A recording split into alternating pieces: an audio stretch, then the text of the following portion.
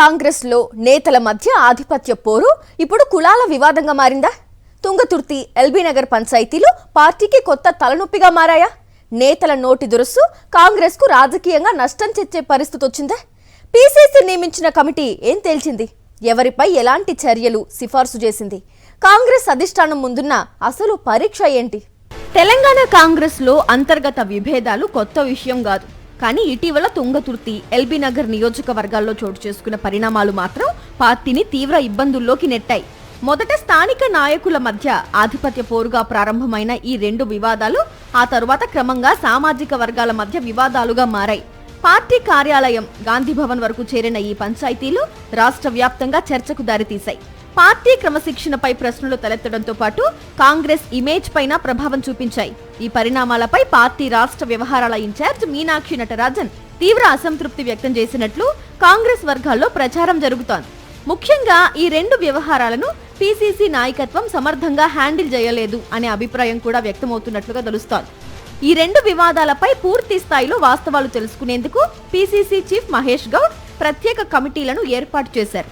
తుంగతుర్తి నియోజకవర్గంలో మండల కాంగ్రెస్ అధ్యక్షుల నియామకాలు వివాదానికి కేంద్ర బిందువయ్యాయి.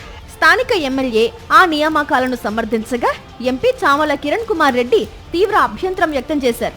దీంతో ఎంపీ ఎమ్మెల్యేల మధ్య ఆధిపత్య పోరు కార్యకర్తల స్థాయికి చేరింది.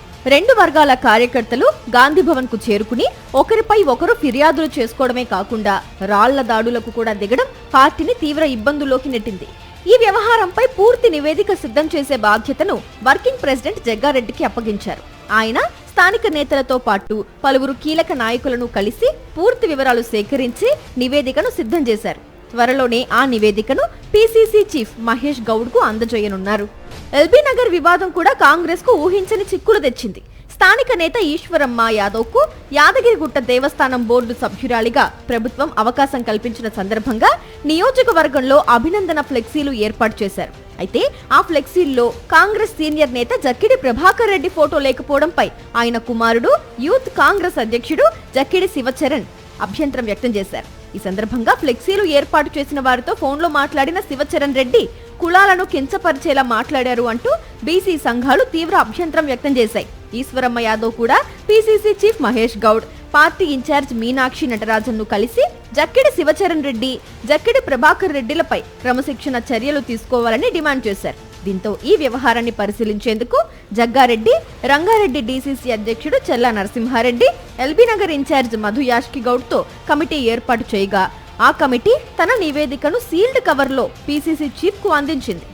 జగ్గారెడ్డి కమిటీ నివేదికలో ఏముందన్న దానిపై ఇప్పుడు కాంగ్రెస్ లో ఆసక్తికర చర్చ సాగుతోంది. ఎల్బీ నగర్ లో జరిగిన వివాదంలో స్థానిక సమస్యను బయటి వ్యక్తులు రాజకీయంగా మలిచారని కమిటీ ప్రస్తావించినట్లు సమాచారం. మరోవైపు రాష్ట్ర వ్యాప్తంగా బీసీ కులగణన చేపట్టి బీసీలకు ప్రాధాన్యత ఇస్తున్న కాంగ్రెస్ ప్రభుత్వానికి ఈ వివాదం ప్రతికూల సంకేతాలు పంపిందని కమిటీ అభిప్రాయపడినట్లు తెలుస్తోంది. ఇద్దరు నేతల నోటి దురుసును అడ్డం పెట్టుకుని కాంగ్రెస్ ను బీసీ వ్యతిరేక పార్టీగా చిత్రీకరించేందుకు ప్రతిపక్షాలు ప్రయత్నిస్తున్నాయని కమిటీ పేర్కొన్నట్లు సమాచారం. అందుకే ఆడియోలో బీసీలను కించపరిచినట్లు ఆరోపణలు ఎదుర్కొంటున్న వారిపై చర్యలు తీసుకోవాలని సూచించినట్టు తెలుస్తోంది.